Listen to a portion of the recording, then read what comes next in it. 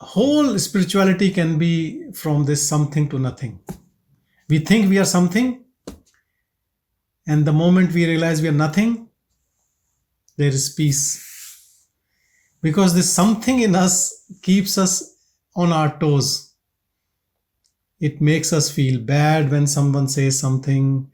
It keeps us very, very busy as we are achieving a lot of things.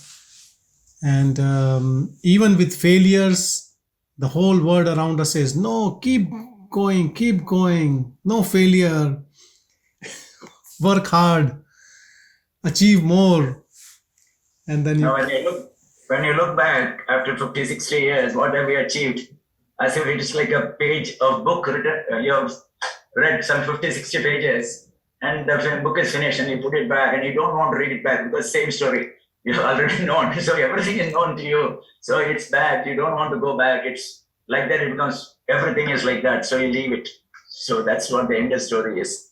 Today, I was talking to one of my colleagues, a neurologist, and he used to work in India, in South India, in Chitra Medical College, and it is one of the best institutes. And it was donated by the royal family of Travancore. It's in Trivandrum. In Trivandrum. Yeah. So the royal family actually gave all the money, and they kept one room for themselves. Like if anyone from royal family gets sick, then that person can be there. And then he was just saying that, the way someone who was a prince who was admitted, he had a stroke, and he was explaining the stroke because from neurological terms, how bad and what were the symptoms and all, and how badly the things deteriorated. And the family was saying the same thing, that he was a warrior and he did this and he did that. And when you see, it's like a person in vegetative state now. So whatever a body has done, achievements and all, it all goes into just in the memory lane. And in the present, it just becomes like nothing, like vegetative. And it can happen to anyone at any time, who knows. And we feel proud of when we are achieving and we are doing, and the body and all. And in the same tone, he talked about another person who was a big farmer, but was holding like a king of a small place. And same thing, he said he just turned into like a nothing, no life left in it. And his wife said that you should have seen him in his young days, how he was like a warrior. And there is a South Indian like a sword fight or something. He told me the name starting from K. He said he was one of the best in that, like a award winner. He could fight with 10 people and could defeat him. And now so if you see, this is the story of the body, of everyone's body, And because we are moving towards that, we can also realize that what energy we had in this body, what we look now, if you compare pictures. And all this story looks so fake, because inside we feel the same childlike energy, that awareness. We are always young. If you look from awareness, we never grow old. But the conditioning of this body and attachment to the body and thinking that I am the body, we think that we are old. So it just takes away all the fun of life. The fun of life is we are always the same, pure awareness, fresh. You can call it young, you can call it child, you can call it newborn. It is the same pure awareness. The body, your external clothes keeps changing. It doesn't matter. So understand this beauty within and beauty without. It is the same beauty. Body, no body, old body, new body, diseased body. It doesn't matter. And the body we are attached is just because of conditioning. That's all. If you see, all the methods which we use in spirituality for liberation are not for self. Self is always liberated. It is to get rid of the illusion only. which we think what we are. So try to rewind, try to going backward. And if you see all the methods, there are so many methods in so many spiritual traditions about knowing the self. And somehow all of them till end preserve this mind, because they start from mind, all the acts from the mind, techniques from the mind. So that's why if you see in most of the spiritual endeavors, it takes 20, 30, 40, 50, 60 years. Some even says maybe few births. Some says 3 births, some says 7 births. But the path of this direct path in which you nullify everything and nullify the main thing which you think you are. So you don't even embark on a journey to meditate. You get rid of the meditator first. This is so beautiful if you see. Some people say that it is for mature spiritual seekers, or this path is not for everyone. And I feel that probably this is more so because people want to buy time to enjoy more in duality. Otherwise, it is for everyone. You can't say that it is for some people and it's not for others. It is for everyone. But you have to have that courage to take it and smash this ego identity. When we don't have courage, then we play this dualistic role, keep God in small shelf and touch his feet on Tuesday or Sunday, and then rest we stay in our ego mode. And then we can continue our life and we will be satisfy our ego that we are also doing spirituality in this sporadic way or some spurt. So that's also okay. Look, we can't. Yes, I think you have to. Yeah. Yes. I was just thinking, I'd like to challenge what you've just said there. Yes, go ahead. I think my feeling is that a lot of it's got to do with the vibration of the frequency. And so when we come in touch with this sort of work or this sort of search, then it's going to resonate with the type of frequency in our own selves. There's always a choice to go one way or the other, but when we recognize that frequency, we would probably, I can only speak for myself, sort of follow that call and take responsibility for seeking more of that, or, trying to understand or bring the support in around that frequency. So when people say it's only for some people or not for some people, I think on another level, there's a frequency involved, of an energetic frequency. And when there's that lovely match, then it just, comes into sort of a flow. But if the match is not there and there's no resonance with it, then perhaps in this lifetime, it's not that search for that person. They have other things they need to explore. I wonder what you feel about those things. I think you are quite right. I fully agree with you. This frequency, this vibration. And sometimes we start at some level of that frequency with something which resonates. And after some time, it stops resonating and you move to some other, I should not call a higher plane, but yes, it is like that. You start somewhere and you're attracted to that, and then you learn. Let's say there can be any method, whether it's japa or whether it's doing idol worship or whatever it could be. There's nothing wrong with that. But after certain time, something starts feeling to look something else or look within in some different way. And that's all good. So this vibration in us also takes different forms or different levels or different energy levels. And it moves and things clear. And it looks like there are a lot of webs in this mind, or is even in this journey, which keeps clearing as you trust it. as you have faith in it. And the new doors open, new people meet, and new openings come, and you can call us as law of serendipity. Things just happens on their own. We call it accidents, or whatever is happening. Yeah. So, but it is all well planned in a way for you.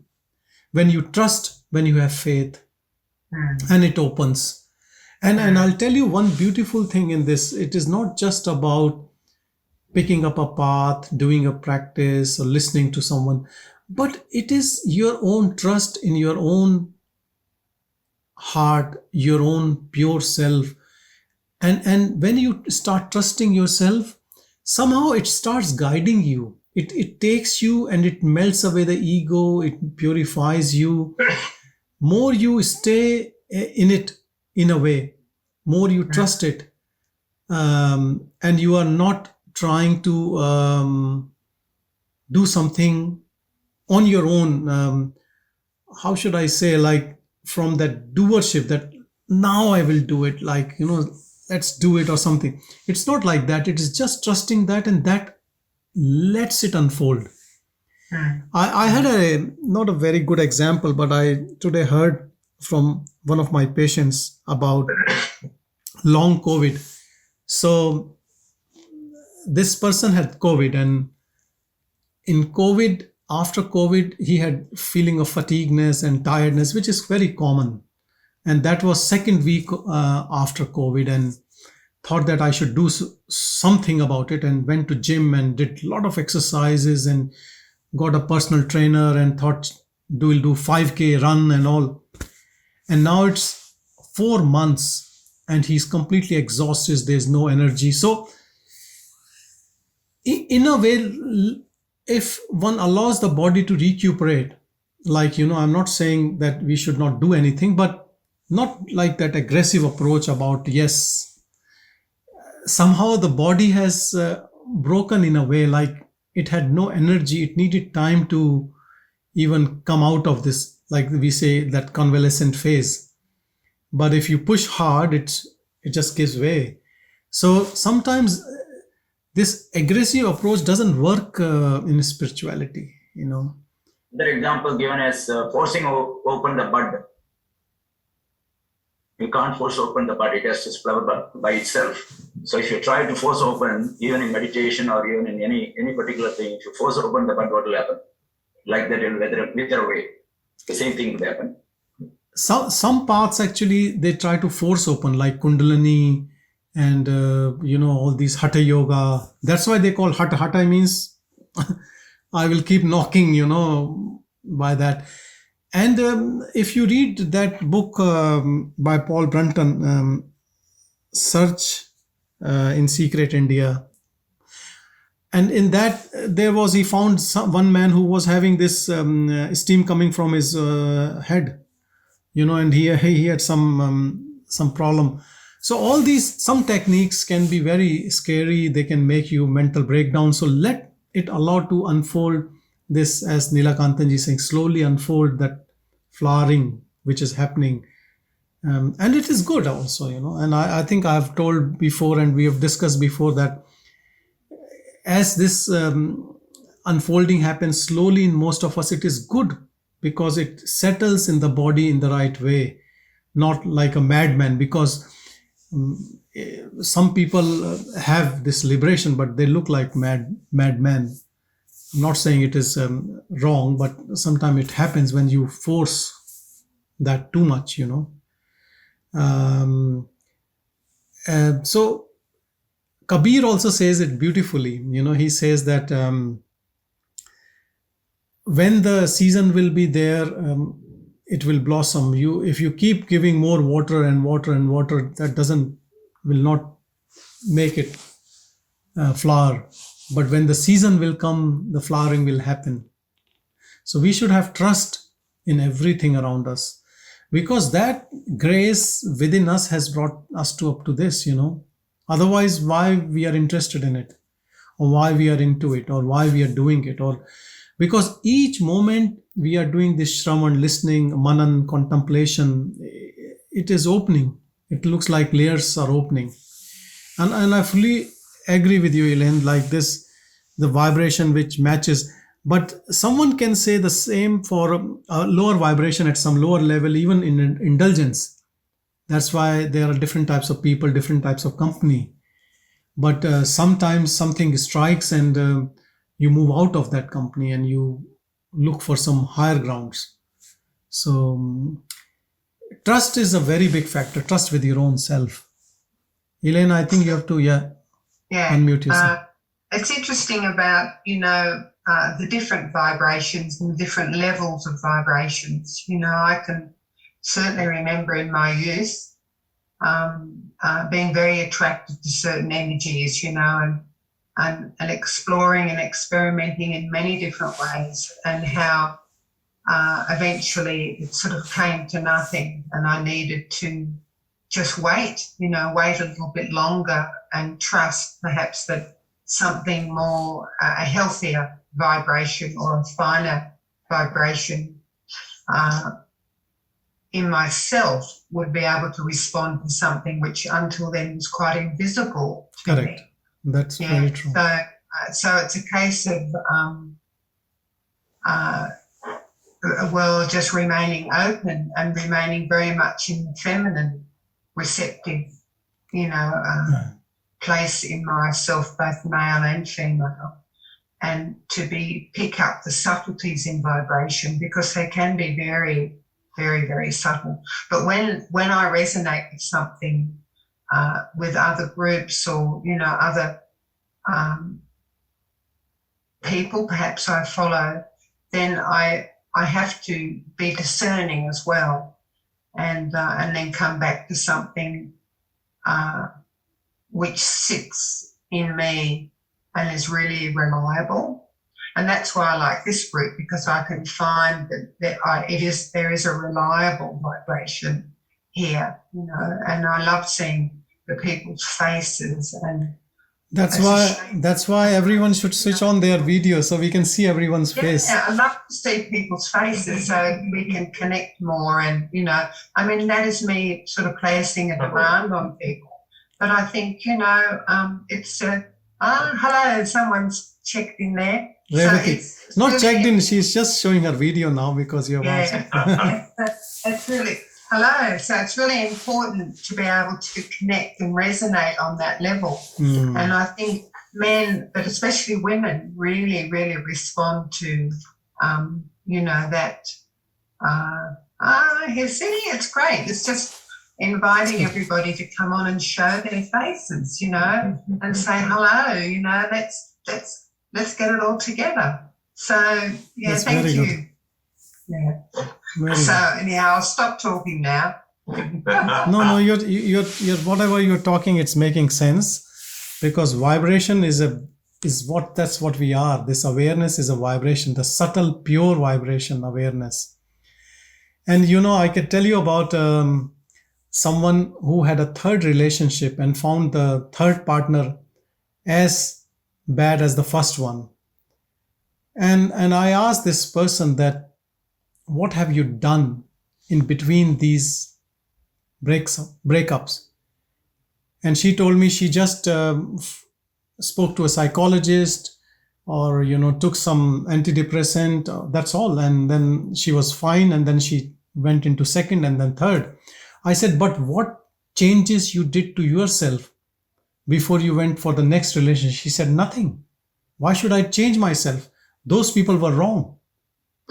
So, this is the thing. If you are living at that vibration, you will always catch up with the same type of people every time. If you move your vibration level up, those types of people will never attract you.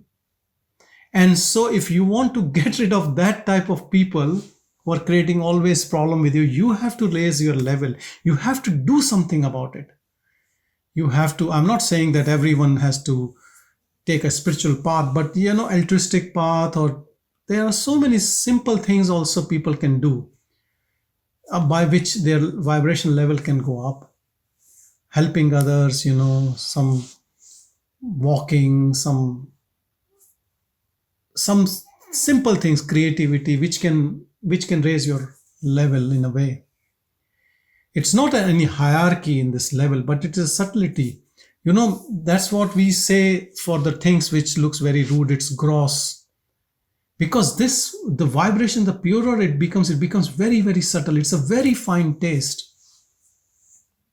It's very, very, you become so, because it's always compared with like emptiness or space or vastness.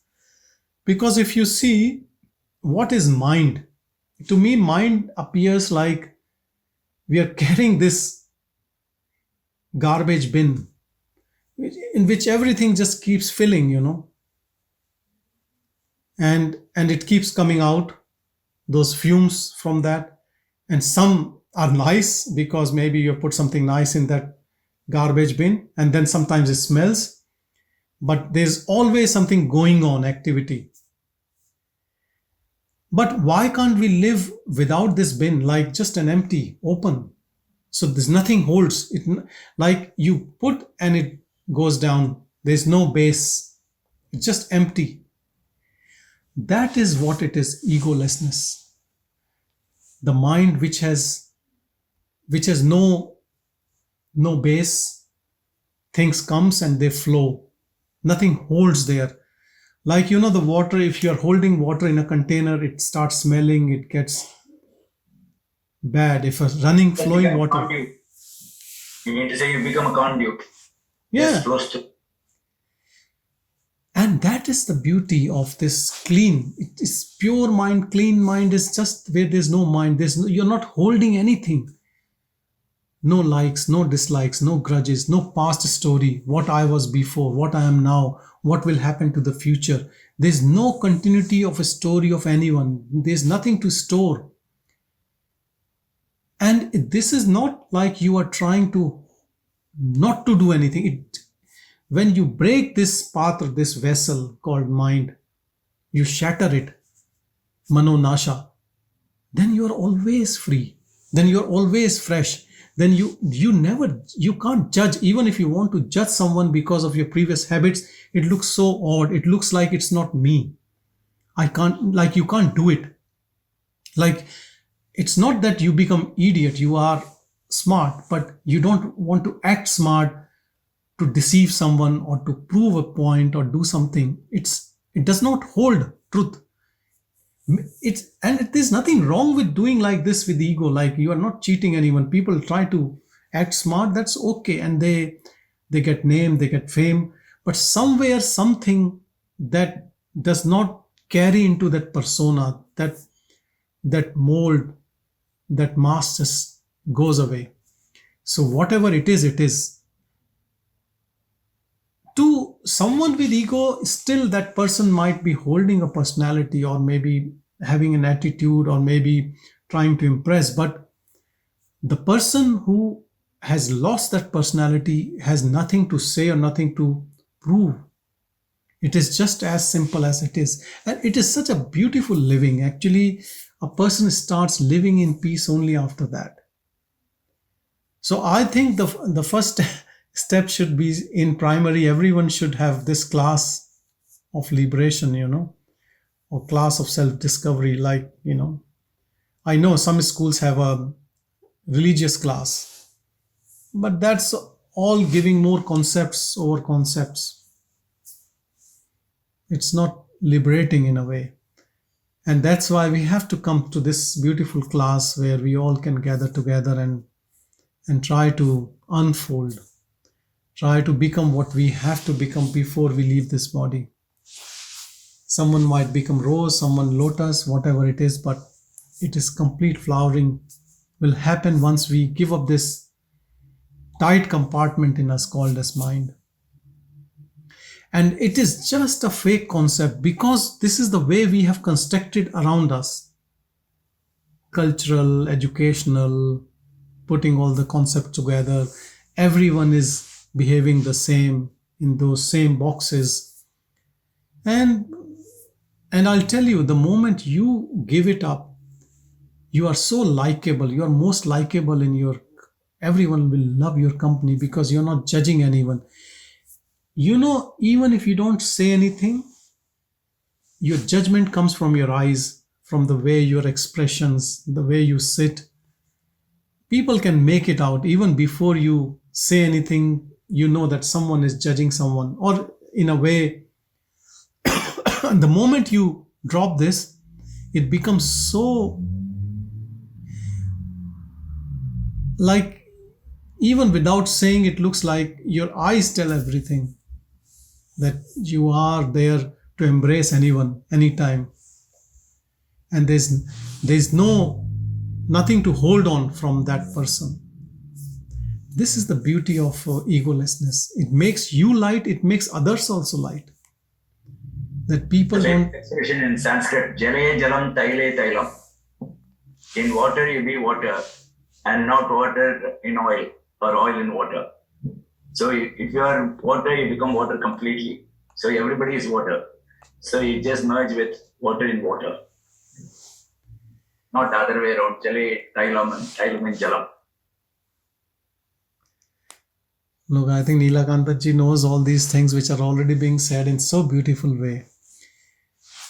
And I'll tell you, there is no practice needed. The beautiful thing about this direct path is that you just need to understand. Once you have understood, all the time when you're moving in society or you are on your own, the way the mind behaves, you can check it so easily.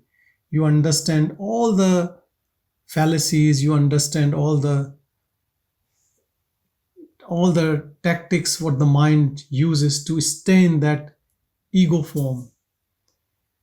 It's not that in a jnani he can't think or he can't plan, but he gets out of this ego mode of the mind, in which it keeps him separate from others, or it keeps him as an identity, or it keeps him into that selfish mode of preserving only this body, or putting its own preference in some way more than others. And this is so beautiful.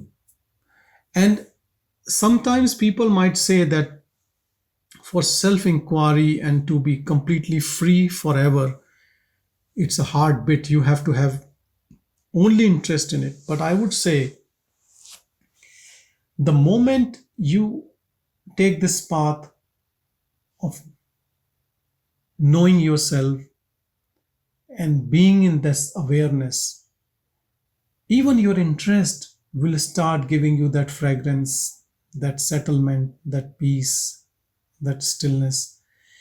Though you might say it is not complete, but who is in a hurry? The moment you say, who is in a hurry, but I want to be here, both things together, like you have patience and you also have perseverance. It is the fastest, like, how do you balance this vehicle in this race to reach first? Is not by speeding.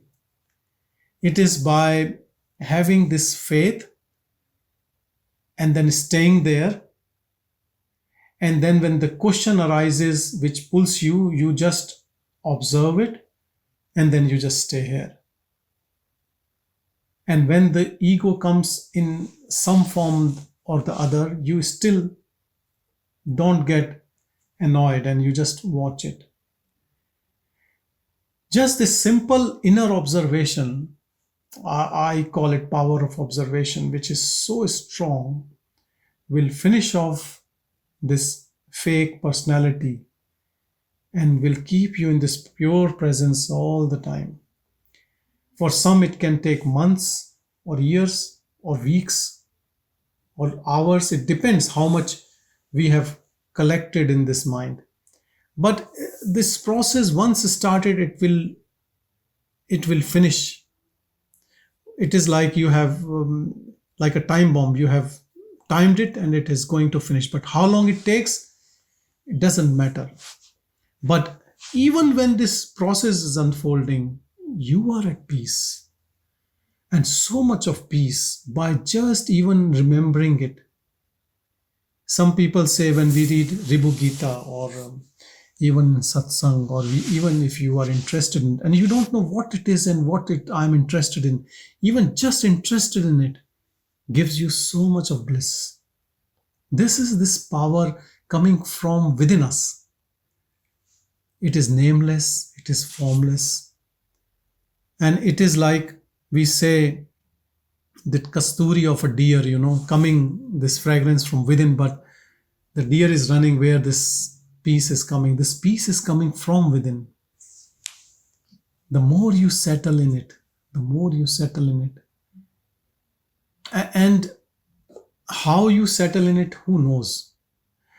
It only knows. You, that awareness, what you are, that settles you when you are interested in it. Even the child who does not know his mother's name just cries and the mother comes, isn't it? You don't have to know the name also. You don't have to know where it is. You just have to have interest in it. That interest does everything for us. It gives you a 5-star treatment. It arranges satsang for you. It gets you the book. It gets you the right people. It gets you the conducive atmosphere, and it works. And it always works.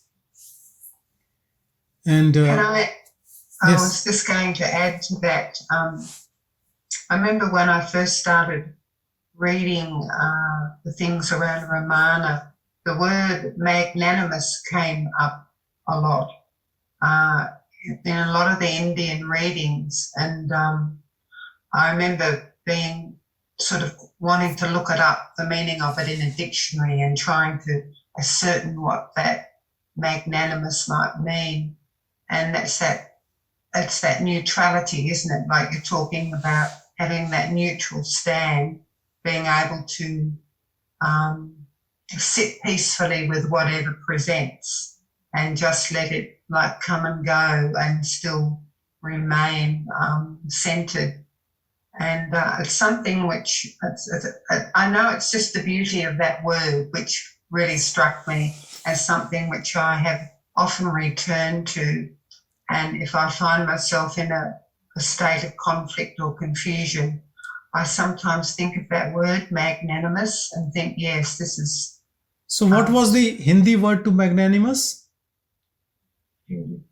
I don't know what the Hindi word is. Magnanimous. Does it ring a bell? Magnanimous, I know, but I was just interested to know what was the Hindi word from which they have translated into magnanimous. Is it magnanimous or is equanimity? They're similar, but magnanimous is the word I'm using. I think it's got a similar meaning. In Hindi, we say sambhav or samatva, or a lot of which means just be. Equal, sort of like equal, not, which is. Equanimous. We call it equanimous. You're right, yeah. Equanimous. Yeah. Maybe it might be that. But anyway, the thing about this neutrality in us can be checked all the time. When you are interacting with people. But this will happen only to one who has put a lot of money on this awareness and is staying as a witness. You can't just teach contentment or contented. Santosh. Bhagavan uses a Tamil word, niraivu. Santosha. And Santosha also. Santosha or niraivu. Niraivu in Tamil is contented, completely contentment or fullness. You are complete, so you don't want anything else. Niraivu in Tamil means full. Purnatva in Sanskrit. Purnatva.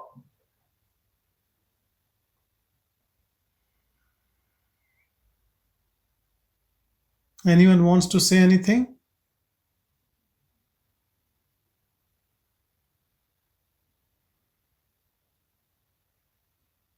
I think Amit is coming quickly to say something. You are mute. You have to unmute yourself, Amit. Hello, hi. It's been a while, so nice to see everybody again. Yeah, what happened with your long beard and you were away? So what, you went to Himalayas or what? I actually went to Tiruvannamalai. I went Ah, to Ramanashram, beautiful. and I had my beard and my mustache and long hair, Yes, yes. and my wife was saying that. Oh, well, why do you have to have it? Because Ramana Maharshi didn't have it. So if you follow, and it's a very good question. And the answer, I've been struggling with the question. And so I asked the question in the library of the ashram. And they provided the answer, which was to do with yogis have it because they work with energy and it helps with the energy. However, in Atma Vichara and Ramana, that is not a practice. So in a way, you don't need the long hair. It's not, and in a way, it can be a distraction. It's a distraction of potentially the ego that you've got the long hair and you've got, so in a way, it's kind of, it doesn't matter. There's no, and that was the first time somebody had explained. It was the librarian in Ramana Ashram who explained very, very physically. And yogis also did it so that, the opposite sex wouldn't attract, they would be repelled by them as well. So there were some practical reasons. Mm. So then immediately you're quite right. So you immediately did it in Tiruvannamalai. You gave your hair. I went to the first barber I could find. Very good. And then my wife was very happy, and she was like, saying, "Hey, my husband's back." And in his young, glorious days. Good. Yeah, and so it was a case of, I think it's not to be hung up by things in the form, and just to let go, and it doesn't matter. But I'll tell you, Amit, I have to be very serious about this thing about beard. With my personal experience also, I never used to keep it. And then suddenly, during those contemplations, I was not keen to keep myself as you usually keep yourself tidy and you are professional. And I used to get all this thrashing from my wife all the time, you look so, and then people used to call me by all sorts of names, my friends, and I don't know, look, and then what happened was one day, as you said, I thought, yeah, it's not a big deal if people are so unhappy by my looks. Let me just shave it. And it was quite unkempt and big, and I shaved it, and I couldn't sleep for 3 days. I'm not joking, I'm telling you the truth. For 3 days I couldn't sleep, because it's not that I felt bad without a beard, but there was some sort of energy which, it's weird. I don't know what happened. Like I felt as this was only the weight on my body. And then without this, there was nothing there. And I kept complaining. I was telling my family members that, I don't know, I'm feeling like there's air rushing out of the body whole. They said, are you mad? You just had a beard cut and shave, and now, and I felt like there's a steam, there's something. I felt so bad for 3 days. When I started getting a little bit of it, and then I decided I will never do it, because for 3 days, if you don't sleep, how will it be?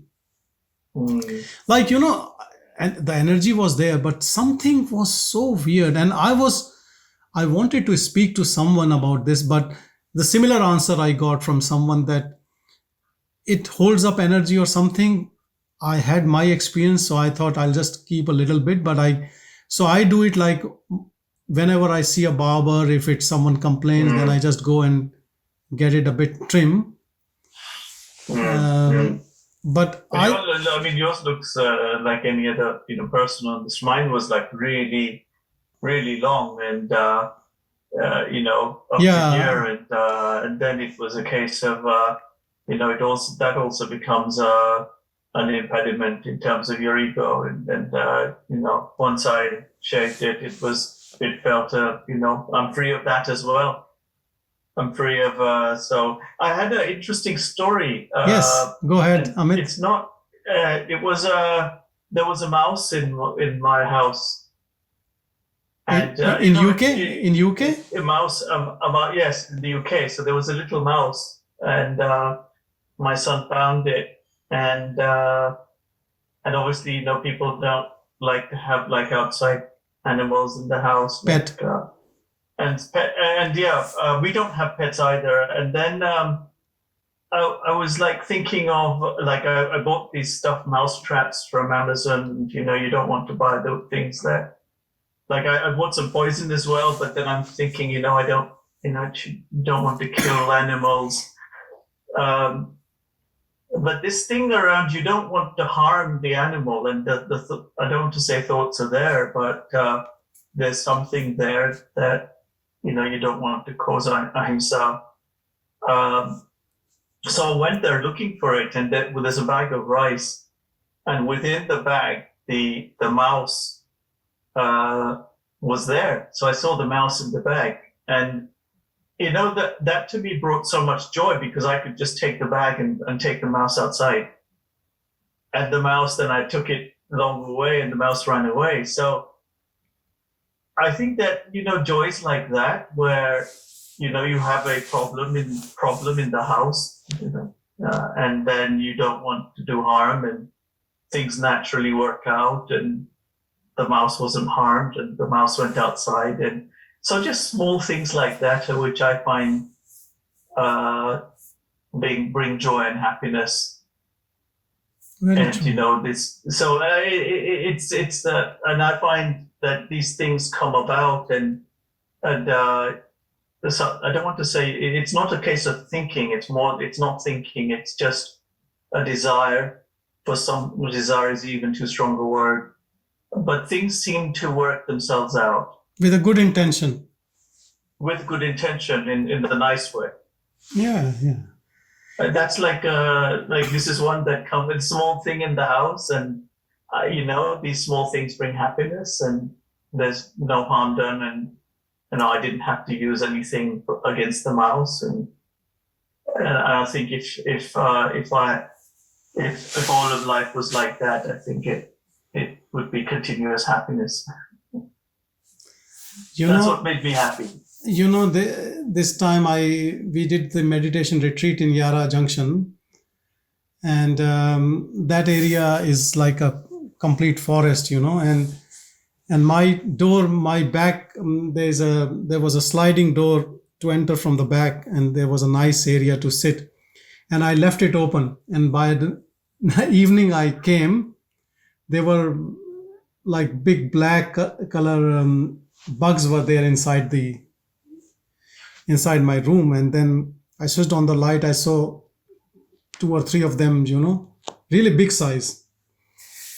Now I thought, if they have come, how can they go out? If I open now, then few more will come in. So I did what I have to do, and I slept, and then they didn't do anything to me. I didn't do anything to them. And then I don't know where they disappeared. And then I stayed for 4 nights.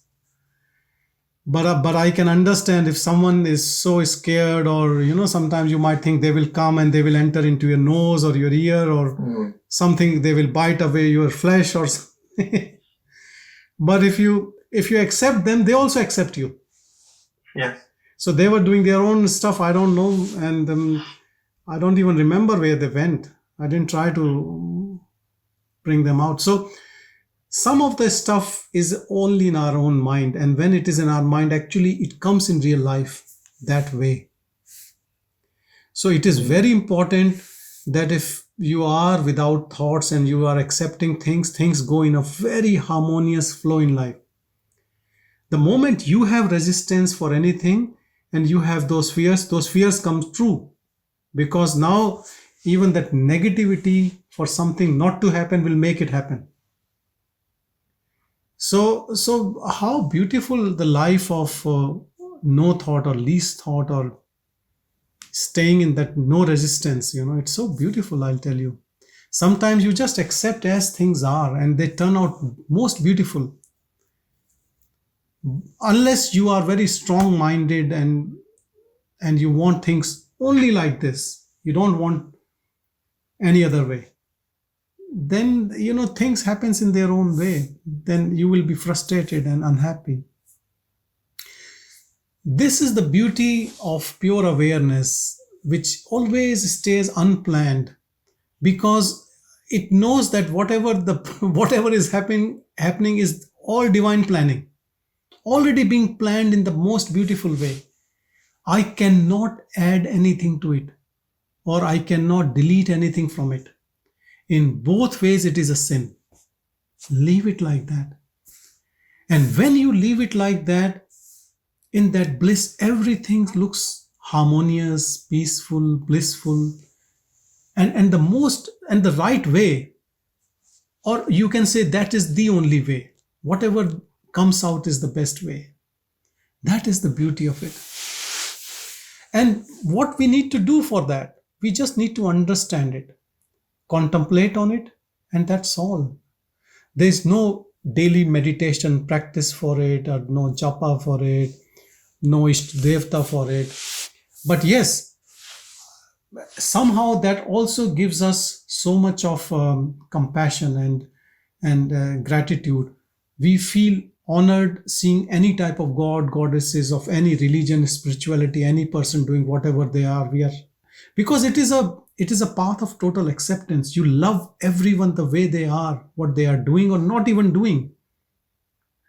Because once you have given up that resistance which tries to prove a point, we are happy. What else do we need? In this body, our life is very, very limited. And we will disappear soon. So if we can find that eternal happiness in this body, job is done. Then how long it stays, it is also predestined. Then if it goes, it goes, it stays. Let's do the first thing first and just be happy. We can only give happiness to others when we are happy. That is so true, isn't it? If we are unhappy, how can we make others happy? If we are greedy, we are angry, how can we make others peaceful? Whatever the ego does, ego tries to prove that I am good, but ego cannot be good. Ego can only show, or make a show, big show, by spending money or propaganda or something. But we, whatever we are, genuinely, we don't have to do anything. If we sit still in our room, go out, buy our milk, our bread, and come back home, even this act will be so noticeable to the people on the road or the person who is the shopkeeper. That is more than enough, because that brightness, that innocence in us will reflect when there is no ego. It is the life of, it is a simple man's life without ego. But sometimes this ego, this mind actually projects us that it will be something huge, or it will be like something splendor, or I don't know. In movies, they show halo behind a person, a big halo. Maybe it's a hollow, not halo. Maybe the person becomes hollow. It's empty. This is so beautiful. It flows and flows and flows. And the good thing about this beautiful teaching of Bhagavan is that it is not just the teaching, what he said, it is his life. See his life. If people nowadays talk about minimalist, why don't you this show Ramana's documentary, how minimalist he was? Can people become that minimalist, living in a cave in just a small piece of cloth, and then just eating what is being given? No cooking going on there. Cooking started only when his mother came, and mother wanted to feed his son. And she started a small kitchen, and that's the way cooking started. Otherwise, they were just like simple beggars, and people used to go give them some food, or they brought some food and they all used to share it. How simple life can be, that's what Bhagavan has shown us. And we always look into the shares are going up or down, or so many ways, income protection plans and all those things.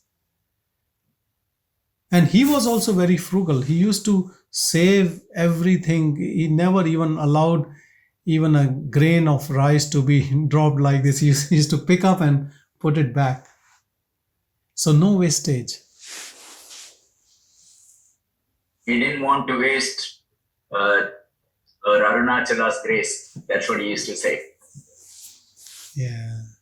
So look, this is the thing, we should accept everything with gratitude and value everything in life. And it is not a it is not a class of morality. That is not all about spirituality. But when you touch your own core, that core is that only.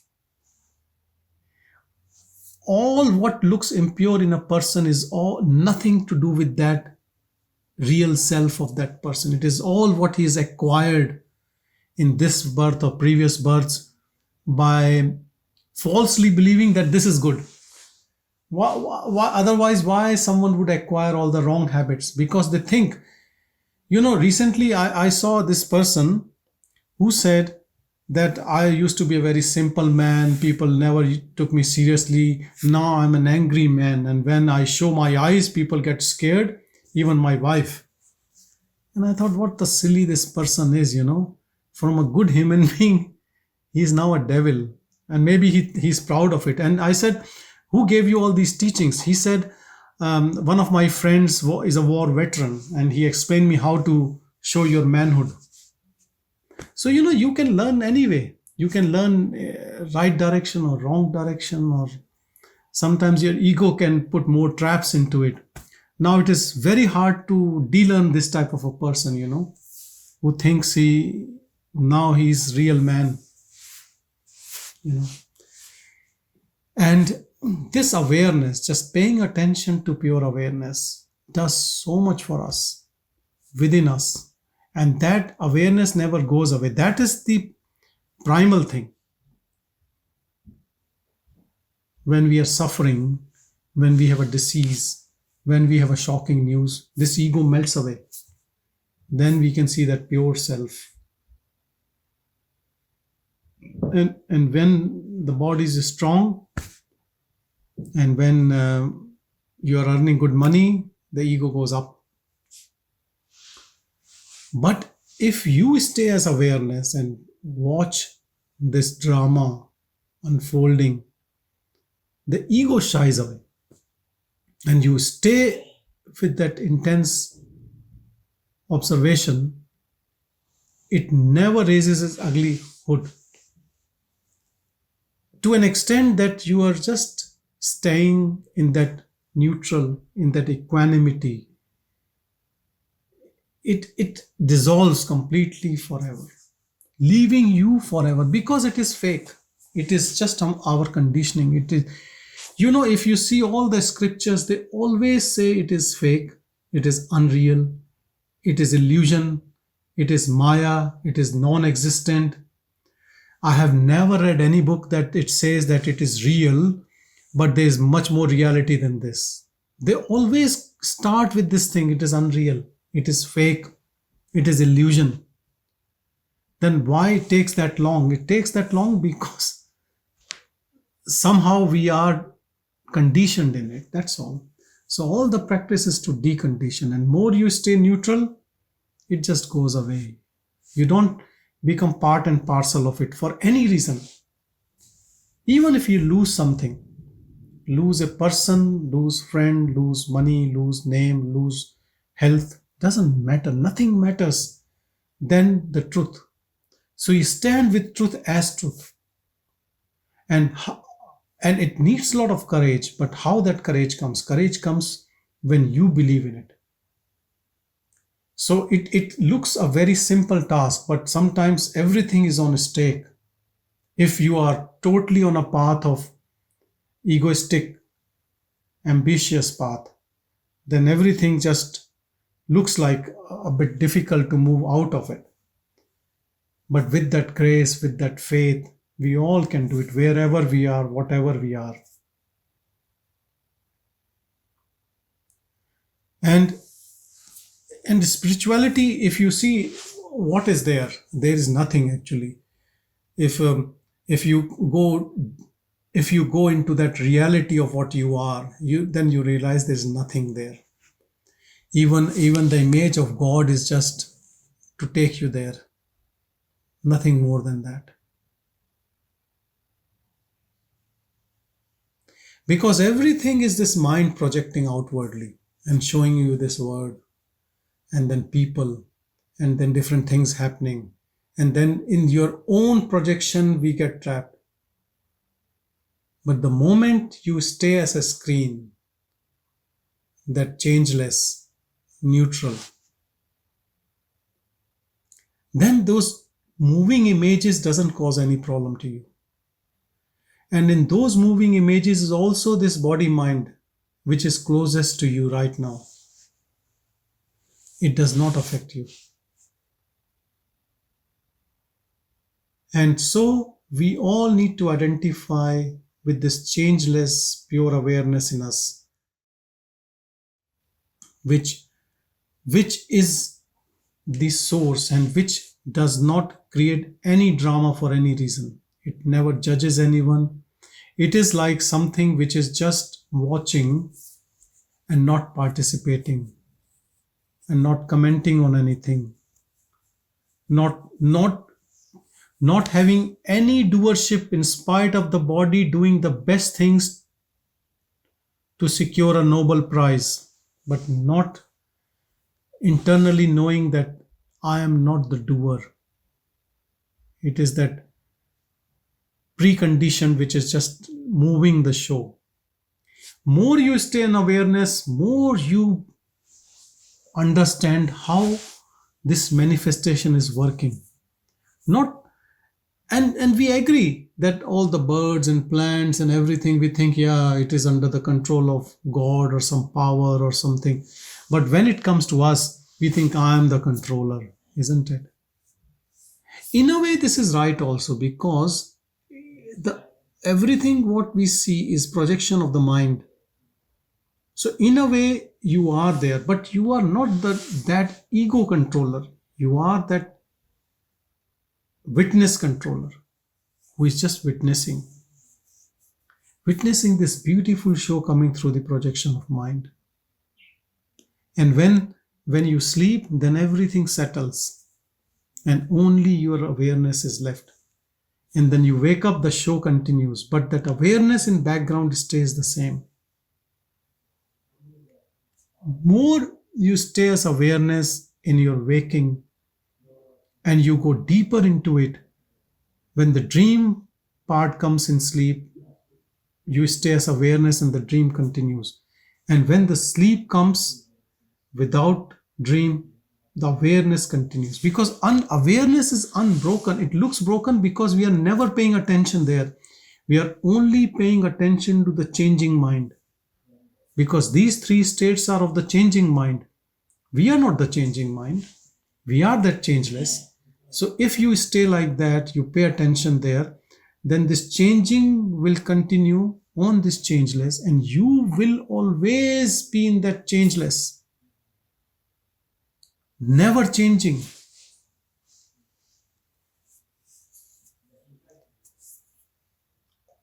And this can be slow process for a lot of people, or it could be fast, doesn't matter.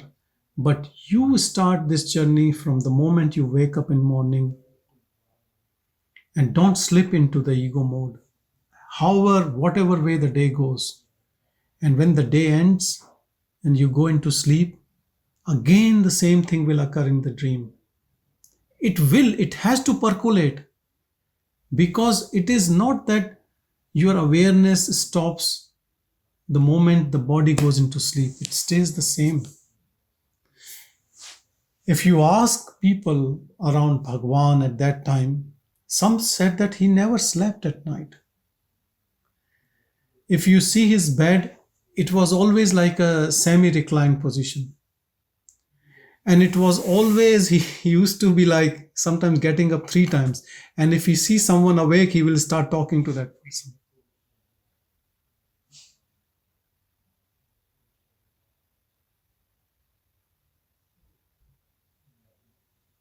It's nicely put in, we can put it in another way. The normal person is sleepwalking through life. Whereas this person who is so aware of himself is aware of everything else. So he is not sleepwalking through life.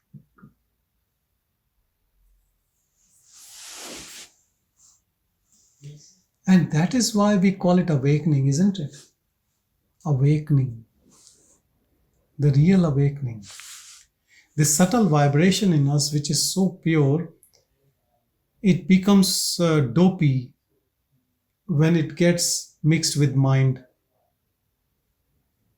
And when we disentangle from mind, it is so light, it is so fresh. That is what we call a Sattvic quality of mind, when the mind is Sattvic, which is pure, which is nothing but this pure awareness, nothing else.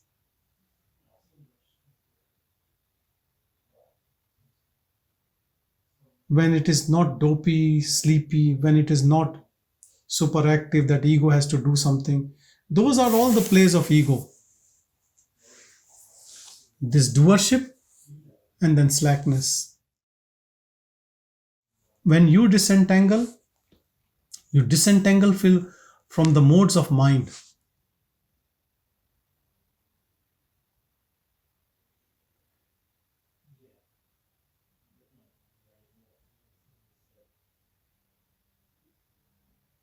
So when the satsang ends, you do what you're doing.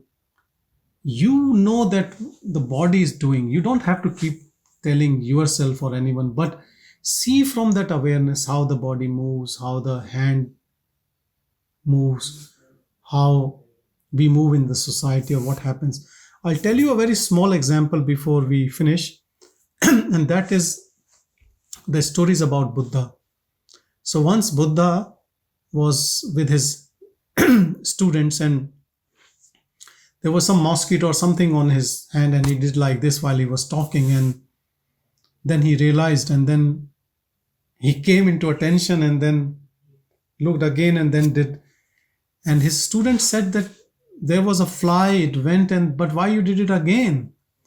He said, I did it in my dream world. Didn't pay attention to it. I was talking to you and I did it in that suptavastha, I did it.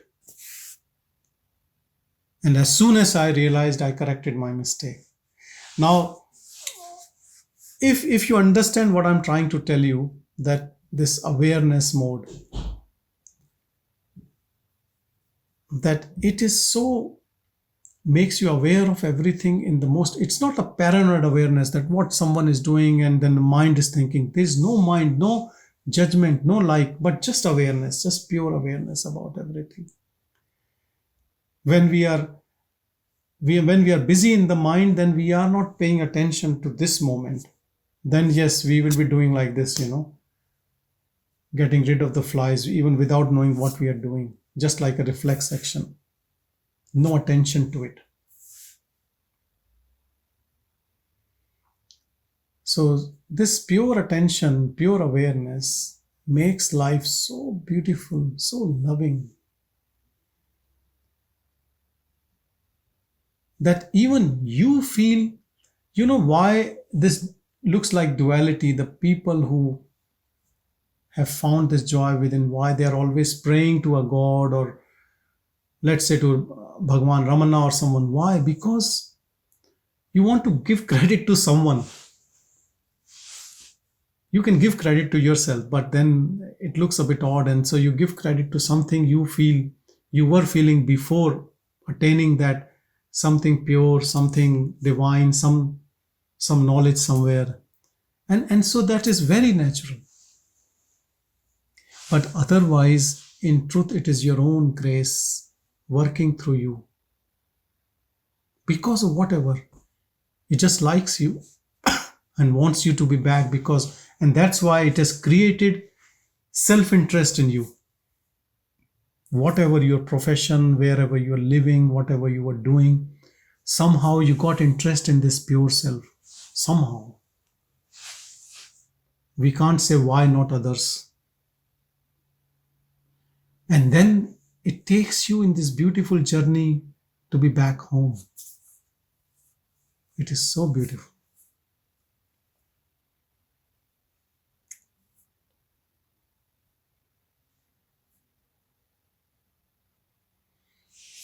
Thank you, everyone. Unless someone has to say something. One point, because I was about to chant a Shlokam today, but Yes. all points were covered. And because of that, I'm just going to give you that Shloka number, chapter number 12, Gita, Bhagavad Gita 13 and 14 number. Most of what we talked have been covered in that Shlokam. You can say that. Yeah. Atveshta sarvabhutana maitrah karuna eva cha nirmamo nirahankara samadukkat sukha kshami santushta satatam yogi yadatma drida nischayah mayyarpita mano buddhihi yo me bhaktas same priyah. He who hates no creature, and he is friendly and compassionate with everyone, who is free from the feeling of I and mine, and even-minded in pain and pleasure, forbearing, and ever content, steady in meditation, self-control, and possessed of firm conviction. And he has dedicated his mind and intellect to the self. No separate intellect or mind. He has dedicated it to the self. And that kind of a person is dear to me. That's what the Lord says. Beautiful, beautiful. Thank you, everyone. Thank you, Neelakantan ji. Thank you. Thank you.